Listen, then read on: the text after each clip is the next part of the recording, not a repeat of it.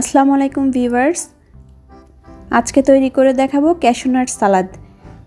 যেহেতু এই সালাদটি তৈরিতে বেশ কিছু উপকরণের প্রয়োজন হয় এবং কিছু ট্রিক্সও ফলো করতে হয়, তাই না টেনে সম্পূর্ণ ভিডিওটি দেখার অনুরোধ রইল, যেন পারফেক্টলি আপনারা রেস্টুরেন্ট স্টাইলের এই সালাদটি তৈরি করতে পারেন। ফার্স্টে আমি 1 কাপ পরিমাণ মুরগি এইভাবে স্লাইস করে কেটে নিয়েছি। আমার কাটাটা আসলে অতটা সুন্দর হয়নি, আপনারা চাইলে আরও সুন্দর করে মুরগির পিসগুলো কেটে নিতে পারেন। আমি আরও নিয়ে নিব 1 কাপ পরিমাণ পেঁয়াজগুলো আমি এভাবে কেটে নিয়েছি। 2 টেবিল চামচ রসুন কুচি, 1 টেবিল চামচ আদা কুচি এবং কাঁচামরিচ কুচি। এরপরে নিয়ে নিব ক্যাশিউনাট আমি এখানে 1 কাপ পরিমাণ নিয়েছি। আরও নিয়ে নিচ্ছি শসা, টমেটো, সবুজ ক্যাপসিকাম, এখানে আপনারা হলুদ ও লাল ক্যাপসিকামও ব্যবহার করতে পারেন, এবং গাজর। আমি এখানে সবগুলো আইটেম এরকম লম্বা স্লাইস করে কেটে নিয়েছি। মশলা হিসাবে আমি নিচ্ছি 1 চা চামচ আদা বাটা, 2 চা চামচ পেঁয়াজ ও রসুন বাটা এবং 1 চা চামচ জিরা বাটা। সাথে নিয়ে নিচ্ছি শুকনা মরিচ 1 চা চামচ। লবণ নিব পরিমাণ মতো। স্লাইস করে রাখা চিকেনের মধ্যে প্রথমে সব ধরনের মশলা দিয়ে মেখে 1 ঘন্টার জন্য ম্যারিনেশন করে রাখব। লবণের পরিমাণ একটু বুঝে দিতে হবে, কারণ এর মধ্যে আমরা সয়া সসও ব্যবহার করব। আরও দিয়ে দিব 2 চা চামচ সয়া সস এবং সামান্য গোলমরিচের গুঁড়া। আপনারা চাইলে ম্যারিনেশনের ধাপটি স্কিপ করতে পারেন, সরাসরিও মুরগি ভেজে নেওয়া যায়, কিন্তু আমার কাছে মনে হয়েছে ম্যারিনেশন করলে মুরগির টেস্ট অনেকাংশেই বেড়ে যায়।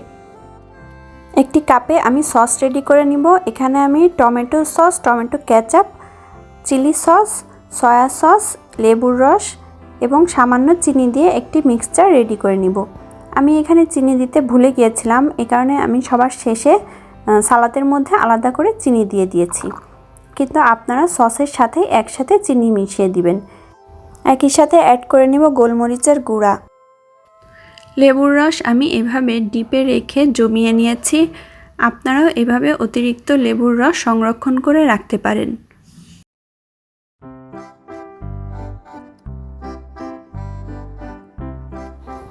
একটি ফ্রাই প্যানে নিয়ে নিচ্ছি তেল এবং সেই সাথে কিছুটা বাটার মিশিয়ে নিব। আমি এখানে একটু বেশি পরিমাণে বাটার ব্যবহার করেছি। এর ফলে আমরা বাটার দিয়ে যখন বাদামটি ভাজবো, এর মধ্যে একটি সুন্দর সুঘ্রাণ চলে আসবে।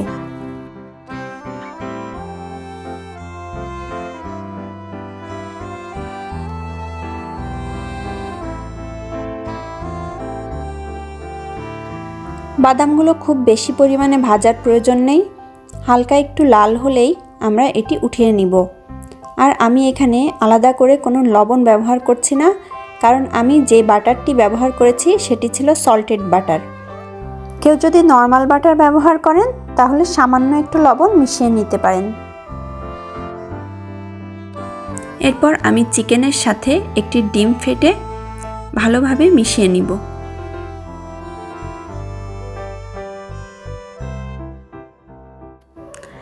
চিকেন ভাজার আগে এই ডিমটি মিশিয়ে নিতে হবে এবং এর সাথে দিয়ে দিব 2 টেবিল চামচ কর্নফ্লাওয়ার। এর ফলে চিকেনটি ভাজার পরে বেশ ক্রিস্পি হবে।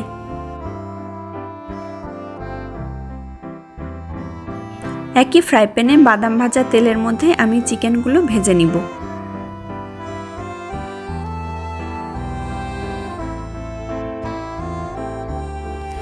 চিকেনগুলো ভাজার সময় একটু পরপর নেড়েচেড়ে দিতে হবে এবং চুলার হিটও হাইতে রাখতে হবে। চুলার হিট লো থাকলে চিকেন থেকে পানি ছেড়ে দেয়, তখন এটি আর মুচমুচা থাকে না, কিন্তু চুলার হিট হাইতে থাকলে চিকেনগুলো ক্রিস্পি ভাব চলে আসে।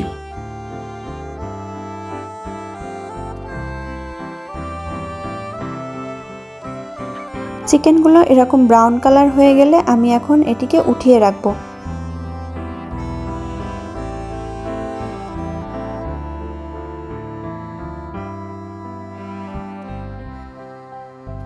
সম্পূর্ণ চিকেন এবং ক্রাম্বসগুলো উঠিয়ে নেওয়ার পরে আমি একই ফ্রাই প্যানে আদা রসুন কুচি এবং সেই সাথে পেঁয়াজ দিয়ে হালকা করে একটু ভেজে নিব।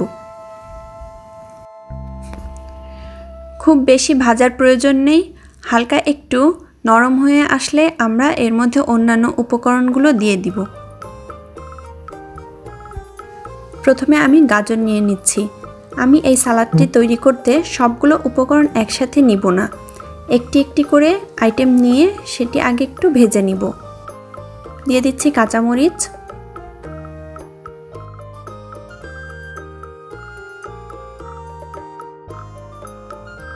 ক্যাপসিকাম আর টমেটো। সবজিগুলো অনেক বেশি সময় নিয়ে রান্না করা যাবে না, এটি হালকা ভাজা ভাজা করতে হবে যেন ক্রাঞ্চি ভাবটা থাকে। এরপরে আমি সস দিয়ে ভালোভাবে মিশিয়ে নিব। সাথে দিয়ে দিচ্ছি সামান্য পরিমাণে গোলমরিচের গুঁড়া।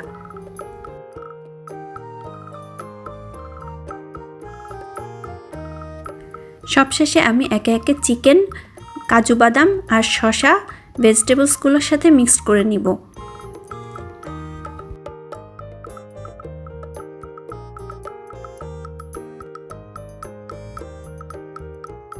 শসা মিক্স করার স্টেপটি খুব ইম্পর্টেন্ট, কারণ এটি একদম নামানোর আগ দিয়েই মিক্স করতে হবে। আপনি যদি আগে শসা মিশিয়ে নেন তাহলে এটি আর ক্রাঞ্চি থাকবে না এবং একটি পানি পানি ভাব হয়ে আসবে। আমি একটু লবণ মিশিয়ে নিয়েছি, কারণ আমার কাছে লবণ কম মনে হয়েছিল। আপনারা এটি টেস্ট করে দেখবেন। আর সবশেষে আমি মিশিয়ে দিচ্ছি চিনি। যেহেতু আমি সসের মধ্যে প্রথমে চিনি মেশাইনি, এই কারণে আমি সবার শেষে চিনিটি মিশিয়ে নিলাম। নামানোর আগে কয়েকটি বাদাম উপর দিয়ে ছিটিয়ে দিচ্ছি। এই সালাডটি গরম গরম খেতেই অনেক বেশি টেস্টি। এই কারণে খাবার পরিবেশনের কিছুক্ষণ আগে যদি এটি প্রিপেয়ার করা যায় তাহলে অনেক বেশি সুস্বাদু লাগে খেতে।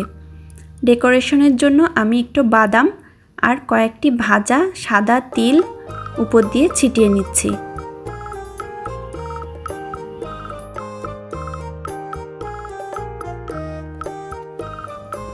ভিডিওটি ভালো লেগে থাকলে কমেন্ট বক্সে আমাকে অবশ্যই জানাবেন আর সাবস্ক্রাইব করে অবশ্যই আমার পাশে থাকবেন। Thank you for watching.